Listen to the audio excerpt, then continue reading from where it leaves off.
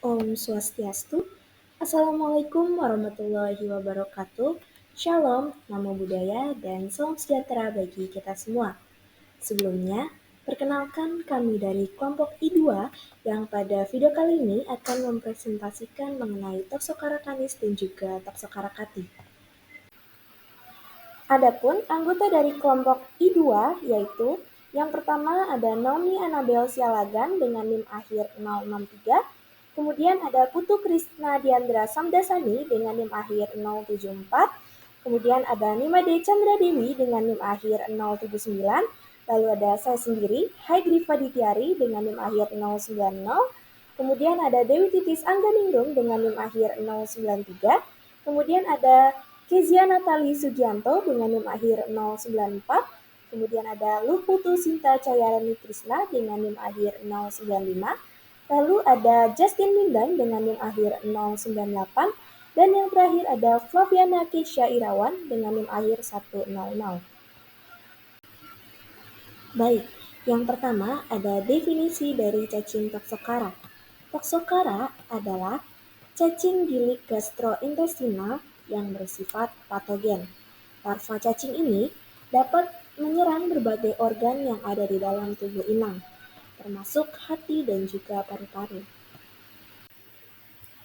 Adapun taksonomi atau klasifikasi dari Toxocara yaitu Toxocara termasuk ke dalam kingdom Animalia, filum Nematoda, kelas Chromadorea, ordo Ascaridida, famili Toxocaridae, dan juga genus Toxocara. Dan beberapa spesies dari Toxocara yaitu Toxocara canis, Toxocara cati, dan juga Toxocara vitalorum. Namun pada video kali ini, kelompok I2 hanya akan membahas mengenai Toxocara canis dan juga Toxocara cati. Toxocara canis adalah spesies cacing parasit yang biasanya menginfeksi anjing ataupun hewan kanide lainnya. Cacing ini biasanya hidup di usus kecil anjing. Sedangkan Toxocara cati adalah spesies cacing parasit yang merupakan salah satu nematoda yang paling umum menginfeksi kucing. Cacing ini biasanya menginfeksi kucing domestik maupun kucing liar dan biasanya hidup di area pencernaan kucing. Baik, selanjutnya saya akan menjelaskan mengenai morfologi dari Toxocara canis. Toxocara canis sendiri memiliki panjang 7 hingga 8 cm untuk yang jantan dan 10 hingga 11 cm untuk yang betina. Dapat dilihat pada gambar pertama dan kedua menunjukkan bahwa Toxocara canis yang betina memiliki ukuran yang jauh lebih panjang dibandingkan dengan Toxocara canis yang jantan. Lalu, warna pada Toxocara canis itu krem putih kekuningan atau krem, dan dia cenderung abu-abu. Dapat dilihat pada gambar pertama dan kedua, itu menunjukkan bahwa Toxocara canis sendiri ini memiliki warna krem. Lalu pada ujung anteriornya terdapat alai cervix, sehingga bentuknya itu menyerupai kepala panah atau arrow. Hal tersebut dapat dilihat pada gambar ketiga yang menunjukkan adanya cervical alley yang membentuk arrow pada ujung anterior dari Toxocara canis. Lalu pada ujung posterior jantan terdapat spicula yang seperti dikatakan oleh Bowman pada tahun 2009. Lalu mulut dari Toxocara canis sendiri ini dikelilingi oleh 3 bibir berdaging, di mana setiap bibirnya itu memiliki papila kecil. Hal tersebut dapat dilihat bentuknya pada gambar kelima yang menunjukkan dorsal fleshy lips of Toxocara canis yang di situ terlihat adanya papilanya. Lalu ekor pada jantan itu melengkung ke arah ventral seperti jari yang sedang memperlihatkan 2 spicula. Hal tersebut dapat terlihat pada gambar keempat dan gambar ketujuh yang menunjukkan finger-like projection and 2 spicules yang diperlihatkan oleh posterior end of male Toxocara canis, dan yang ketujuh itu gambarnya sama ya, finger-like projection and 2 spicules at the posterior end of Toxocara canis. Sekian dari penjelasan saya, selanjutnya akan dijelaskan oleh teman saya. Terima kasih. Selanjutnya, saya akan menjelaskan mengenai morfologi dari telur Toxocara. Yang pertama, ukuran telur Toxocara yaitu berdiameter 85 sampai 90 mikrometer yang berbentuk bulat atau hampir bulat. Kedua, lapisan dinding telur Toxocara bercangkang tebal yang terdiri dari 3 lapisan utama. Lapisan luar, ciri-cirinya memiliki lapisan yang tebal, berwarna kecoklatan, dan permukaannya kasar, seperti ukiran atau berpola. Sedangkan lapisan dalamnya bertekstur halus dan tipis. Lalu yang ketiga, isi dari telur Toxocara, yaitu zigot yang berwarna gelap, terdiri dari massa seluler yang belum berkembang. Selanjutnya saya akan menjelaskan siklus hidup dari Toxocara canis. Toxocara canis menyelesaikan siklus hidupnya pada anjing. Manusia yang terinfeksi merupakan accidental host. Telur anembryonid dikeluarkan bersama tinja dari host defensive, kemudian tumbuh menjadi berembrio dan infektif di lingkungan. Setelah tertelan oleh anjing, telur infektif menetas dan larva menembus dinding usus. Pada anjing yang lebih muda, larva berimigrasi melalui paru-paru, bronkial, dan kerongkongan. Cacing dewasa berkembang dan bertelur di usus kecil. Pada anjing yang lebih tua, infeksi paten juga dapat terjadi. Tetapi larva enchantment di jaringan lebih umum. Tahap incestit yang diaktifkan pada anjing betina di akhir kehamilan menginfeksi melalui transplasenta dan transmammary ke anak anjing. Sementara cacing menjadi dewasa dalam usus halus anjing. Anak anjing merupakan sumber utama kontaminasi telur di lingkungan. Toxocara canis juga dapat ditularkan melalui konsumsi parentic host. Telur tertelan oleh mamalia kecil, misalnya kelinci, menetas, dan larva menembus dinding usus dan berimigrasi ke berbagai jaringan di mana mereka incest. Siklus hidup selesai apabila anjing memakan host ini dan larva berkembang menjadi cacing dewasa dan bertelur di usus kecil. Manusia adalah accidental host yang terinfeksi dengan menelar telur infektif di tanah yang terkontaminasi atau terinfeksi parentic host. Setelah tertelan, telur menetas dan larva menembus dinding usus dan dibawa oleh sirkulasi ke berbagai jaringan, seperti hati, jantung, paru-paru, otak, otot, mata. Sementara larva tidak mengalami pertumbuhan lebih lanjut di jaringan tersebut, mereka dapat menyebabkan reaksi lokal berat yang merupakan dasar dari toxocaris. Selanjutnya, saya akan menjelaskan morfologi dari Toxocara cati, di mana pada cacing jantan memiliki panjang 3 hingga 6 cm, sedangkan pada betinanya 4 hingga 10 cm. Pada ujung anterior dari cacing Toxocara cati ini bentuknya ventral yang melengkung. Kemudian memiliki alai cervix yang lurik, berbentuk panah lebar dengan margin posterior hampir tegak lurus terhadap tubuh.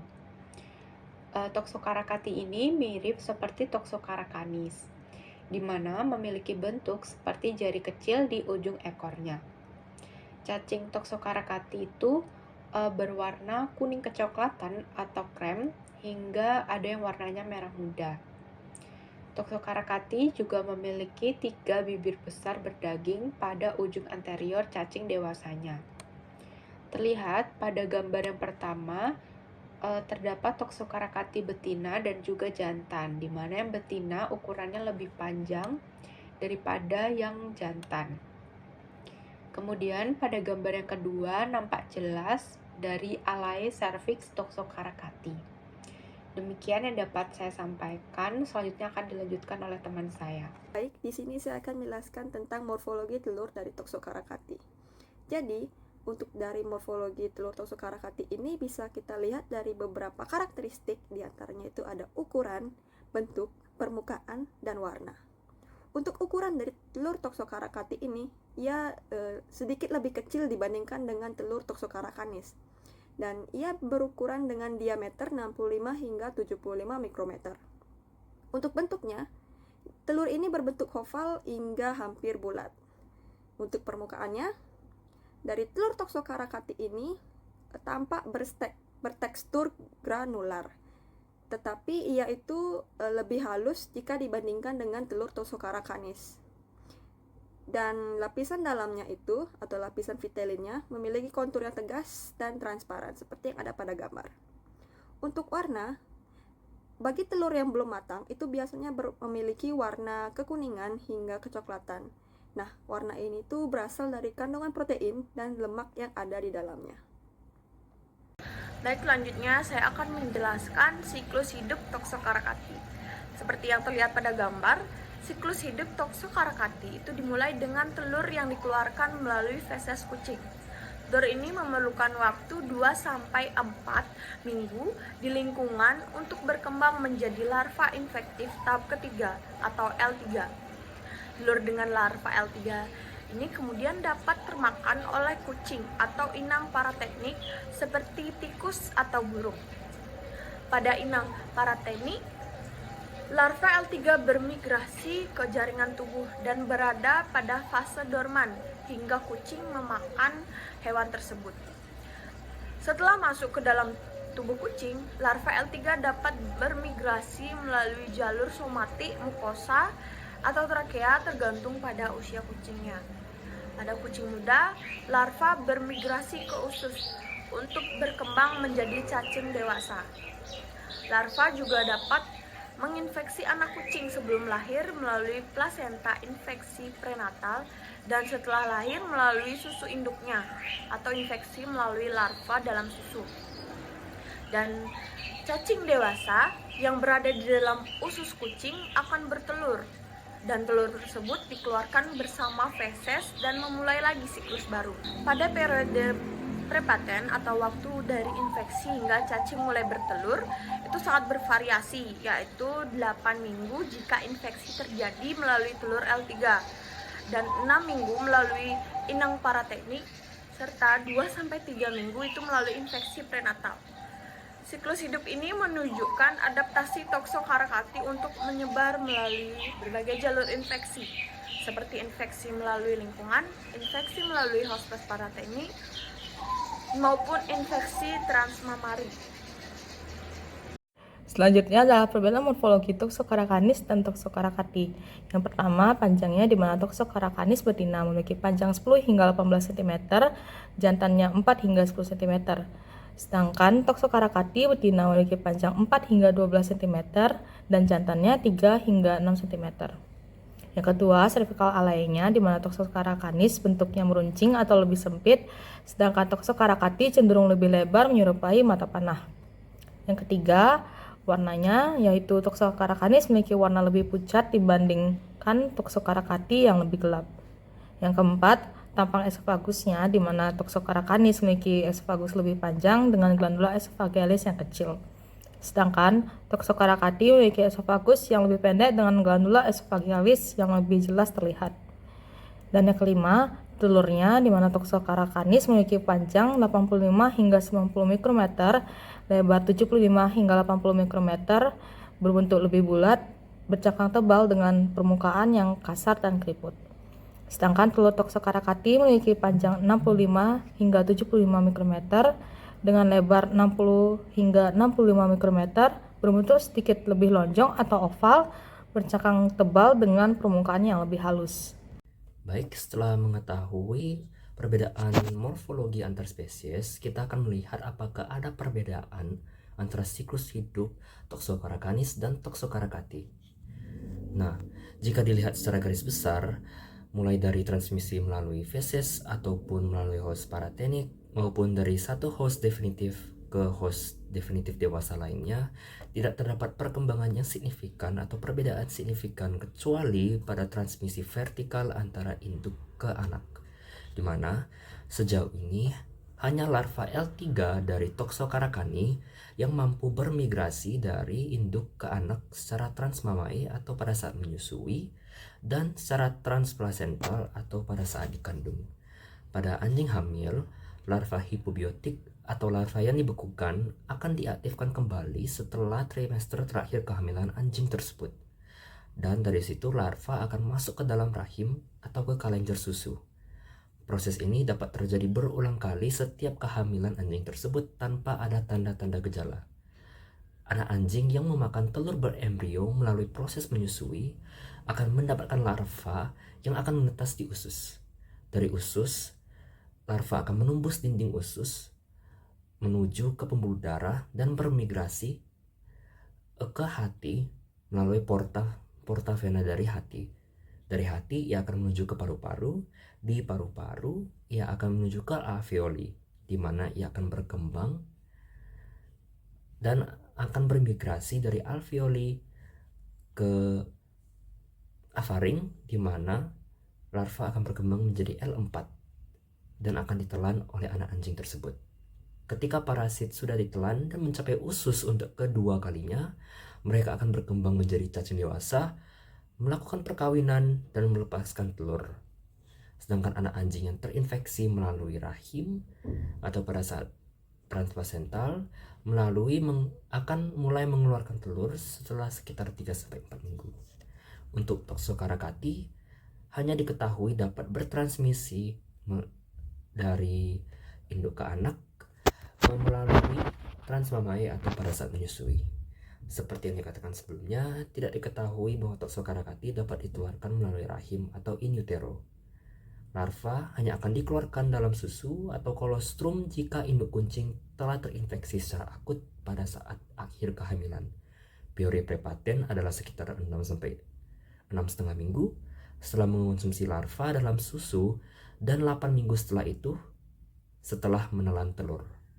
Jadi secara kesimpulan, Toxocarakani dapat mentransmisi dari induk ke anak secara transmamae dan transplasental, sedangkan pada Toxocarakati hanya dapat melalui transmamae.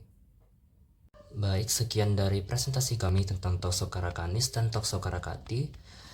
Maka dari itu kami ucapkan terima kasih dan semoga ilmunya dapat bermanfaat bagi kita semua.